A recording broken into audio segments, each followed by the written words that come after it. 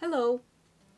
So, a few years ago, I was standing at a bus stop waiting for the bus, and a young man approached me and suggested that we go have a drink together. I said no. He said, "Well, then let's go get some food together." And I said, "Well, it's 9 p.m. and I kind of just really want to get home."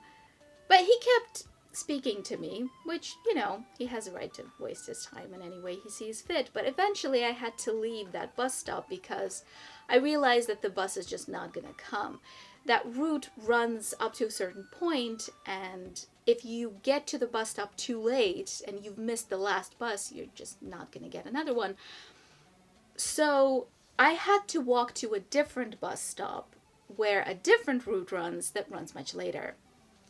So I excused myself from the conversation and I went to the other bus stop. It's about a 10-minute walk down some small alleys.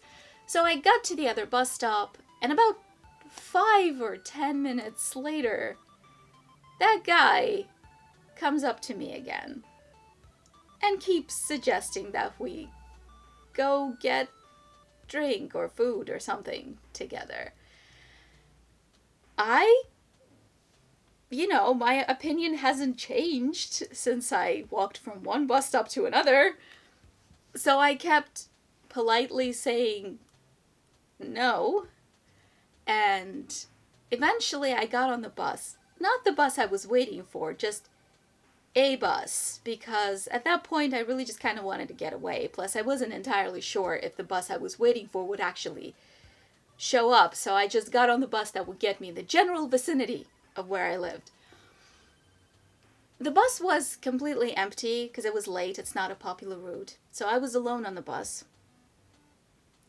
2 bus stops later, this guy got on the bus and sat next to me to keep asking me to go get a drink with him. So my first question is, how did he follow me on foot from one bus stop to the second? Because I walked down some small alleys. It was late, it was empty, so I feel like I would have heard him unless he specifically followed me sneakily with the intention to not be noticed. Alternatively, and more likely, he probably got into a car and he followed me, parked somewhere where I didn't see him because I didn't see anyone parking.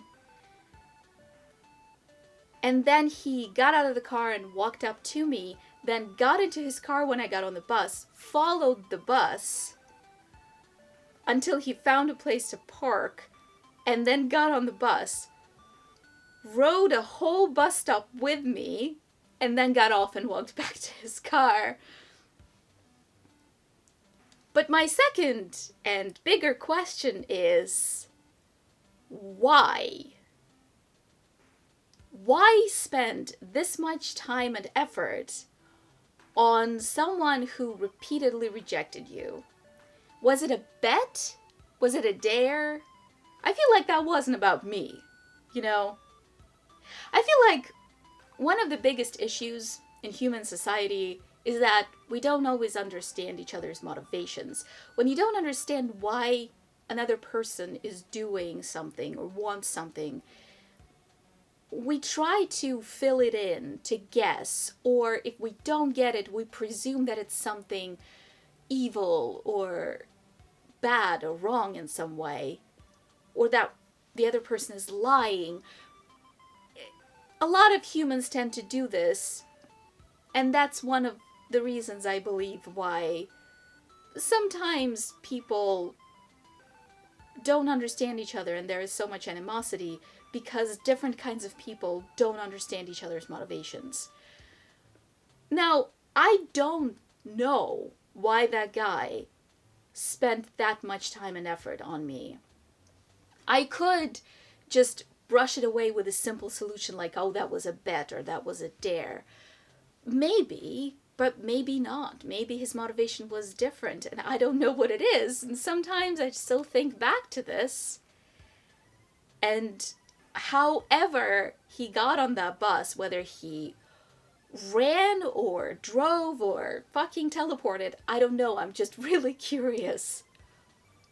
Why? So thank you for watching. See you next Friday. Bye. For the rest of my trip, I was kind of wondering, when I get off the bus and walk home, is he just gonna show up again?